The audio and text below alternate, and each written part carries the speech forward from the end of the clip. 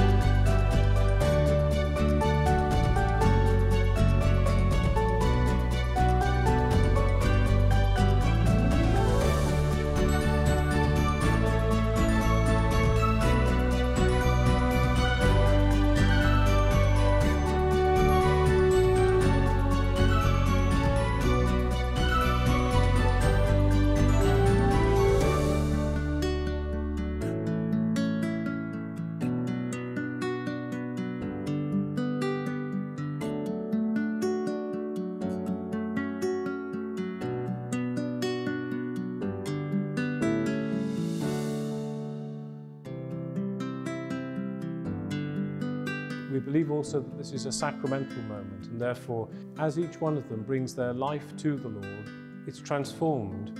They're the same people, the same gifts, same talents, but we believe they receive special charisms in order to carry out their ministry. For all of us, I think it's the gifts that they receive, the fruits of those gifts are felt by the parish communities and the places where they'll serve.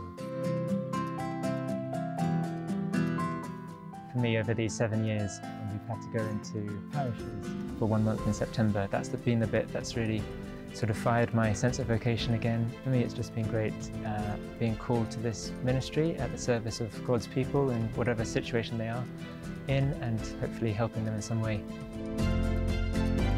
The priest needs people around them who walks with them on their journey of faith.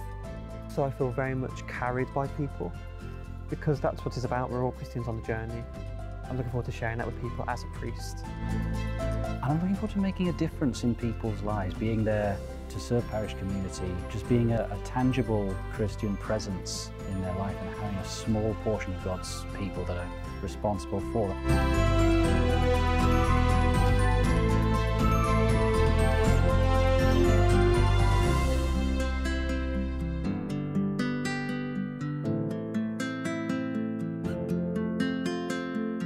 I think of the communities that they will serve in the years ahead, but I know it's given tremendous joy and a real sense of hope also as we continue our mission as an Archdiocese, the local church in Birmingham.